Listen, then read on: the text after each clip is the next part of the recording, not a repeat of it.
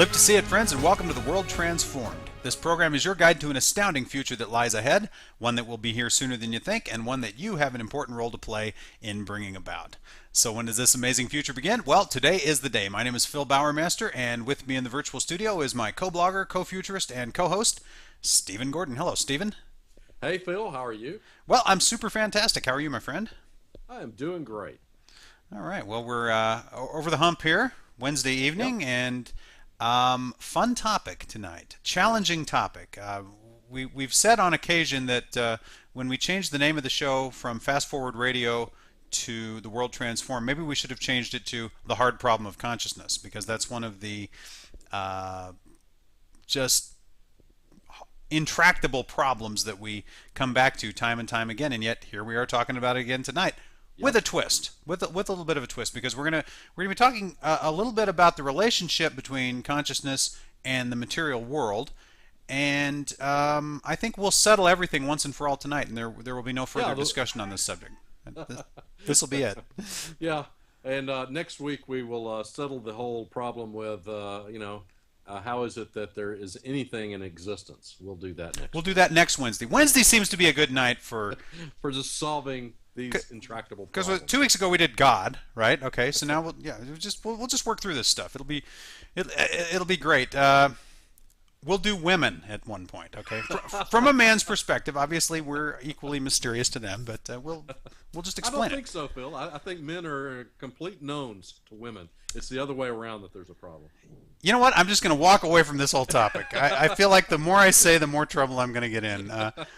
But you're probably right. Okay, I don't think men are mysterious to women. I really don't. yeah, you know, you may be onto something there, but something that is mysterious, Yes. and we talked about last week is consciousness. We talked about the fact that explain it as best you can. There seems to be something spooky going on with consciousness. There seems to be something outside of the realm of the normal physical world when you start talking about consciousness, and we seem to draw up all kinds of exceptions to our normal understanding of how the world works when we start thinking about our own subjective conscious experiences. Yeah. People are a lot of folks are completely bought into the idea of a completely deterministic universe. That is to say that there's no such thing as free will, that we don't really have any choice. But everybody talks like we have free will, and everybody acts like they have free will, because our Well, our consciousness leads us to feel that we Well, have free will. and I want to just tell you that being here, talking to you, Phil, I feel like I'm here, and that I have a history, and I've got a future, and that I'm really here. I don't know if that's the same for you, but I suspect it probably is. I feel that way. Yeah. The empathetic side of me feels like that you're feeling, you have the same experience of being Phil, or a similar experience that I have being Stephen. And so yeah, it's we can look at the world and say everybody is faking it except for me. There's some people that actually believe that, but it's with consciousness, it's just a weird thing that Well, if you want to be we should be here. if you want to be completely solipsistic, it could Yeah. be that way. It could just be me having subjective experiences, and the rest of you guys are robots. But I don't know. Seems like quite a coincidence that the whole universe would be here for me. Thank you all. I appreciate it. But there's nobody to thank. You're just a Yeah. anyhow. We're all Um, here for you, Phil. yeah, It's a Phil world, and we just get to live in it. appreciate it. But rolling along, it seems that Yeah. consciousness itself tells us that it's special. So Well, it could be lying to us, but it's like it's trying to give us to give us that impression. Now, so the well, question is, in the last 100 years, there's been a series of experiments involving quantum things, a quantum phenomenon, that have kind of lended some credence to the notion, Phil, that there's something weird going on with consciousness.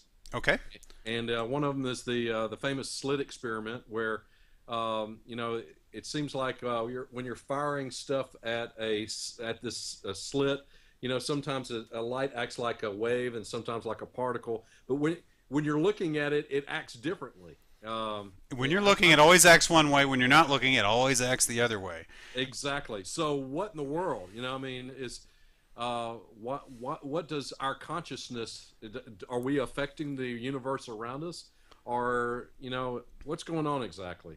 Um, so and That's a great way to start it. And yep. the double slit experiment is a great little question to pose here at the beginning. So let's ask: is our consciousness not only real and not only special, but is it somehow driving things that happen in the physical world? I mean, we think that it's driving things because we think we're rational and we're having subjective experiences, and by choosing to do things, our consciousness is making things happen. But just by being there and just by observing things and just by thinking and feeling, are we making things happen in the physical universe?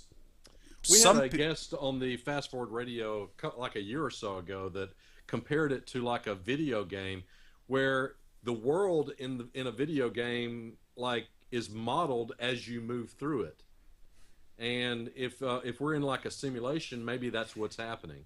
Maybe that explains the double slit. But That was I don't Jim, know. Jim Elvidge talking about that. That's right. Actually, That's yeah. right. And Author of The Universe Solved, talking about that. that's Uh, right.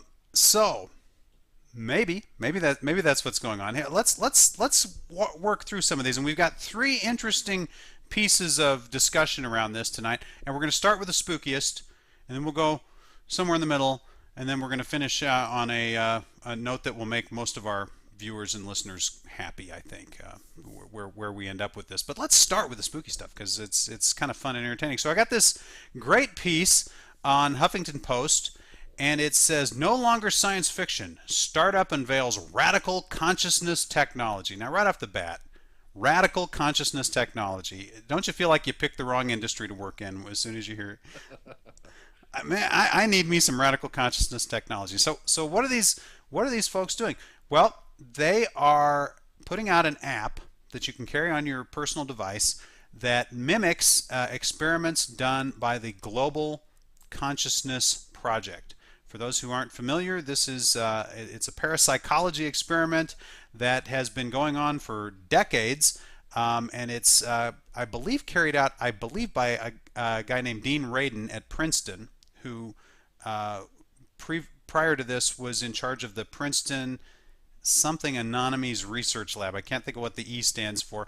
But these are the people who have cataloged a lot of data on people being able to impact physical systems and being able to impact random event generators, random number generators with their minds.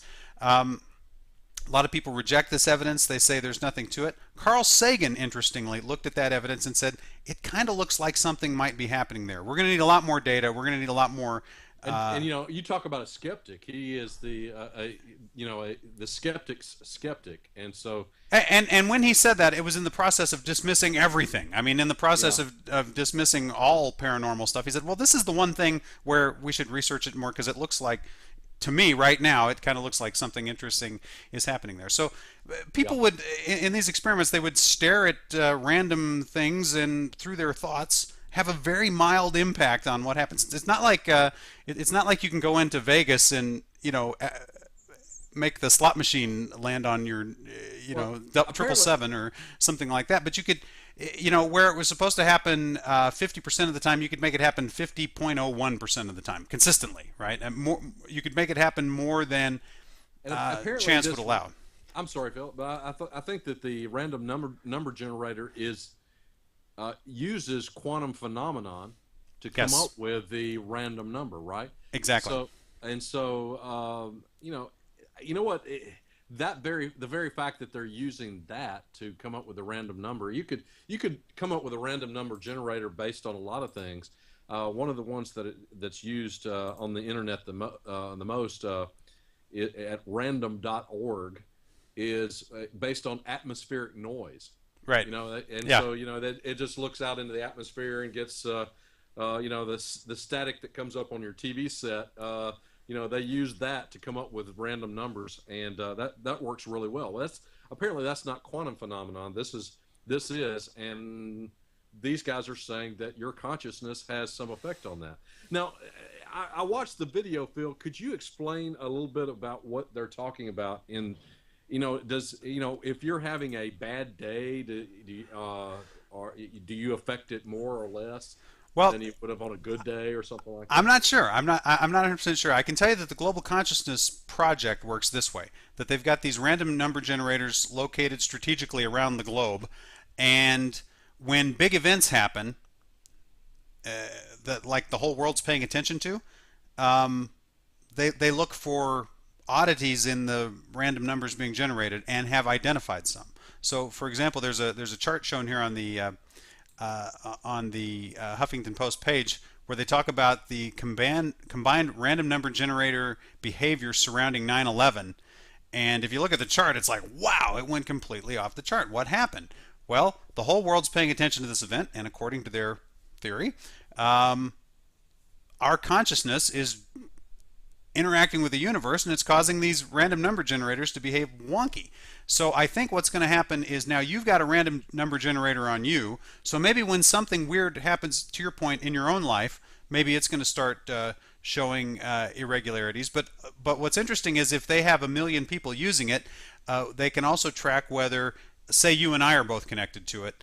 And we're watching the Super Bowl last week, right? Yeah. Is that going to is that going to drive it, or a population who are all sharing an experience together, or the global population, or a national population, or something like that. So there's a lot of different ways to crunch the numbers, which is one of the big critiques of this thing anyway. People say, well, you look at this and you say, well, they just get to decide after the fact which are the big events that everyone shares, and they get to decide after the fact whether, because they look for the spikes. Sometimes the spikes occur before a thing happens, sometimes they occur after a thing happens, and they say that the chances against the it being just randomly occurring are like 100 billion to 1. But other people look at the data and they say, well, I'm not sure about that. It looks to me like this could be pretty random, and they're just sort of making the whole thing up. One thing's for sure: if everybody was carrying one of these, we'd have a lot more data. We'd have a lot more data points. Well, apparently it's going to be an app on your smartphone. So, Right. Right. you can once this comes out, you can be you can be part of the group that determines whether there's anything to this or not. So, Yeah. yeah, pretty spooky. Pretty spooky. I mean, the thing is, yeah, you come back around and you go, okay, well, let me see my readout for today. Oh, yes, I had a really bad day, and look, random numbers all over the place. But what if I had a really bad day and it was as flat as it could be? Or what if it was spiking all over the place and I had as normal a day as you can possibly have, right? So Right. it'll be interesting. It'll be interesting to see what kind of data this produces. But this is taking the hard line of yes, there is a link between consciousness, between the human consciousness and the physical world. We don't understand it, and frankly, it doesn't seem to be good for anything, right? I mean, driving random number generators, who cares? But it's there, right? That something is actually happening. So let's move on to a less spooky, still spooky, but less spooky than that, where we're not saying necessarily that consciousness impacts the natural world, but we are talking about whether consciousness arises from quantum processes in the brain. And this is over at IO9, and once again, George Dvorsky feeding us good content for World Transformed. Thank you, George. We appreciate you giving us a show every few weeks. And George talks about Stuart Hameroff, who's a professor of anesthesiology and psychology at the University of Arizona, and Sir Roger Penrose, the mathematician, who are working on a model together, actually have developed a model together, that says that consciousness is a quantum phenomenon. It does occur in the brain. It occurs in the brain's microtubules. And one of the things that's interesting about this, we'll provide the link, is we're giving a shout out to George. George gives a shout out to our friend Nikola Danilov over on Singularity One-on-One, who has just recently interviewed Hameroff and talked to him about this phenomenon. So if you want the long story, you want a full 1 hour interview with Hameroff, just follow the link that we've provided here and get the story from him. But he drill down about 3 layers and you can get straight exactly, yeah. His case is that consciousness, the whole subjective experience of consciousness, is not something that can be accounted for, as we were saying at the beginning, cannot be accounted for by standard computation. It's not a computable phenomenon. Because quantum computing enables you to complete mathematical cycles that you'd never be able to complete with a conventional computer. It more closely fits what's occurring with consciousness, and that these microtubules in the brain are where consciousness is actually happening. Now, this is hotly contested. A lot of people have no use for this idea at all, but I wonder what do you think, Stephen? What do you think about the idea that we need quantum physics to account for consciousness?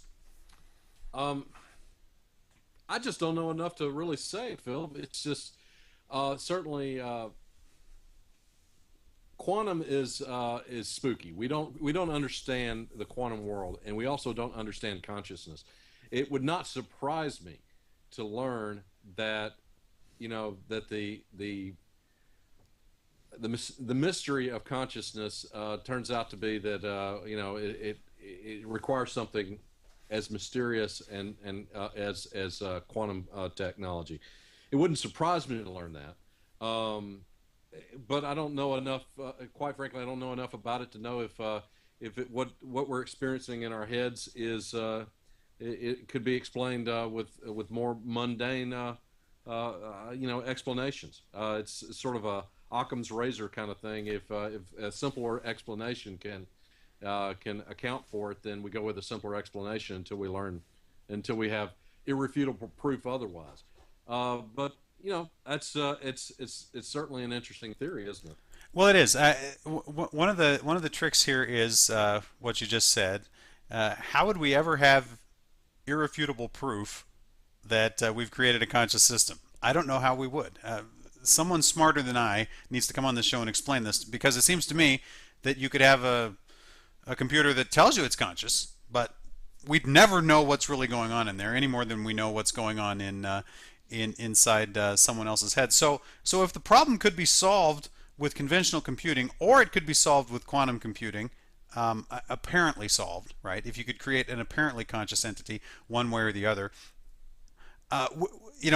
would we ever really know if we've solved the problem? I guess that's the that's the big question you have to ask. I think someday we'll understand this better than we do, right? There are theories as to what it is. A great book by Douglas Hofstadter called "I Am a Strange Loop," and he talks about consciousness not from a quantum perspective, but strictly from a standard computational perspective, and provides models that would start to, I mean, when you read through it, you say, okay, I kind of get how that might lead to subjective experience, sort of.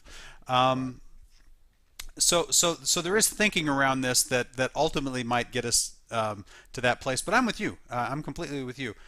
Do we need quantum physics to account for consciousness? Don't know, because I don't know what it is, and I don't know how it's happening.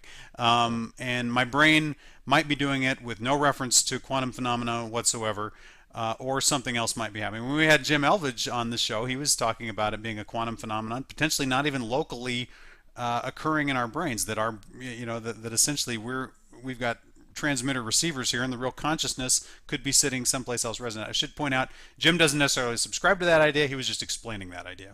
Exactly. We don't want to make Jim the poster boy for all kinds of awesome spooky ideas. I mean, he shares them, but he doesn't necessarily subscribe to them. He finds them interesting, as do we. Yeah. Here's one of the. Oh, go ahead. One thing is the mirror test that they use with animals sometimes. Like, you put a mirror in front of a dog, they'll bark. Right. They see, and that there's another dog on the other side of that glass. Right. And it's barking at me just as hard as I'm barking it in. Right. But they don't make the I better keep barking. That's a bad dog. Yeah. Yeah. It end up scaring themselves. Right. Because the angrier they get at it, the angrier the dog in the mirror gets. Exactly. They don't make the connection that it's themselves. Right. But there are higher animals other than our own, other than ourselves, Phil, that make the leap. Can say, Right. "Oh, that's me there." Right. One of them is an elephant. Elephants can look in a mirror and say, "Oh yeah, look how I'm looking. Hey, the truck's looking good today. Well, they make that connection. Some animals are able to do that, and I think that may be the beginnings of the loop that's necessary for consciousness. But Right. again, the problem is beyond me.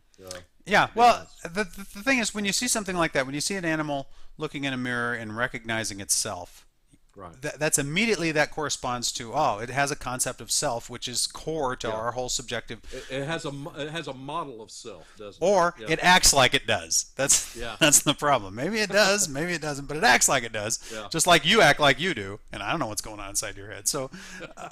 Um, so I mean, you always end up in that same place. But if we're going to allow consciousness to each other, and I'm perfectly willing to allow consciousness to all my human friends, then yeah, we might start extending it in that direction. Does that solve the problem? Not in the least. So they got a little and we got a lot, maybe, or they've got as much as we do, maybe, or the panpsychists are right and everybody's got it.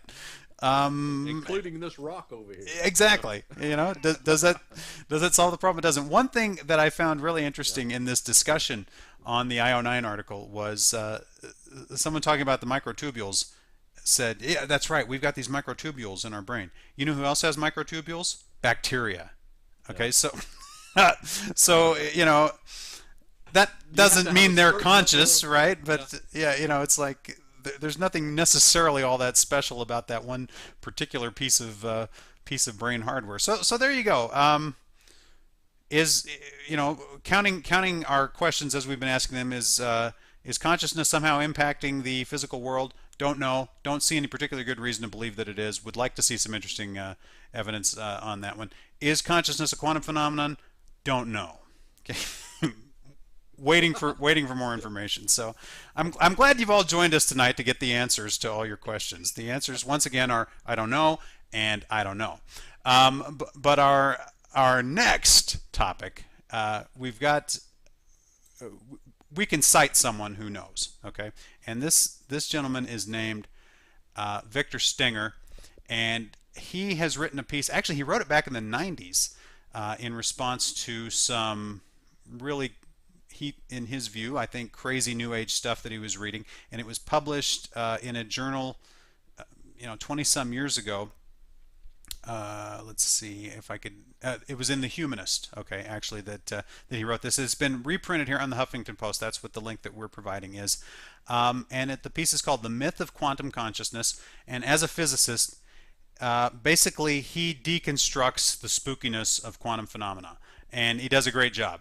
As you read through it, because you hear a lot of these things, in the proponents of the idea of cosmic consciousness, they'll talk about the fact that quantum theory, Bell's theorem, talks about how everything's connected and there's non-local connections and things move faster than light. And he just talks through all that and he says, well, not really. I mean, not exactly. And one of the big misunderstandings that occurs is that we talk about the observer. We were talking about the double slit experiment, and we talk about there's an observer, and when there's an observer, one thing happens. When there's not an observer, something else happens. Well, the point is the observer doesn't have to be a human being, and it doesn't have to, it doesn't have to be a living thing at all. It can be a device measuring something, and the waveform collapses or whatever it is you're talking about.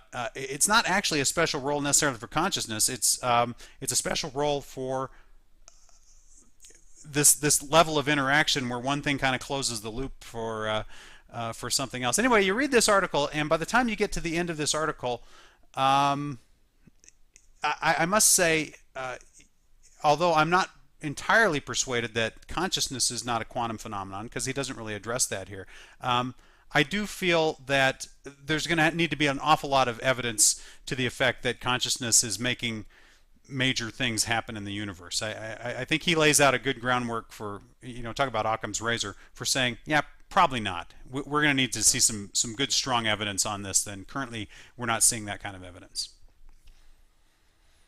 What, just to kind of drill into it just a little bit, Phil, what is one of the arguments he's able to make there? I'm sorry to put you on the spot there. Well, no, it's fine. Let's see. Did I mention the observer thing? I think is a big one. Okay, he talks about the fact that you don't necessarily need a conscious observer. The other one I think is really important is the misunderstanding of quantum physics. The whole idea of quanta, the whole idea of a quantum is it's a piece, a small piece of something. The James Bond movie, A Quantum of Solace, a little tiny piece of solace. Quantum theory actually took us away from a model of a continuous universe to a discontinuous particle universe, where Right. everything occurs in particles. And so a lot of times you'll hear people coming kind of from the New Age stand, and they'll talk about how quantum physics has made everything whole and it's made everything one. And again, they talk about Bell's theorem, particularly in that regard. And he says that's a complete misreading and a complete misunderstanding of quantum physics. If quantum physics has done anything, it has completely particulated the universe. It has not made the universe one. It has made the universe trillions and trillions and trillions of little tiny things. The whole idea that we read a universe where we're all intimately connected to each other into quantum physics is just pure imagination. It has very little to do with what the theory actually tells us. We basically went from an analog universe to, at least at the smallest levels, both in space and in time. You're now a digital universe. It's a digital universe, right? Yeah. And if anything was going to be more resonant with kind of these spiritual ideas, it would be an analog universe. But actually, the universe turns out, because of quantum physics, the thing they're citing is the thing that should be making it more spiritual, less spiritual. So it's a great read. It's well written essay. I'd like to hear some responses to it from the other side, because I'm obviously he got his take as a physicist. But I have to say that I got to the end of it and I said, okay, well, I feel better grounded in the physics of it for sure.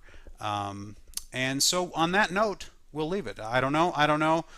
Still don't know, but the physicist seems to think that there's not much there, and I'm in no position to argue with him. Put it that way. Right. And with that, what's our music? Our music tonight is Sun versus Moon by Codaphonic. Codaphonic with Sun versus Moon. Well, thanks for putting that together, Stephen. Thank you all for being with us. We'll be back again Friday. Once again, I'm going to be doing a show solo, just myself, talking about our book project, The World Transformed, the Abridged Edition. I hope you'll all be able to join us. And until next time, live to see it.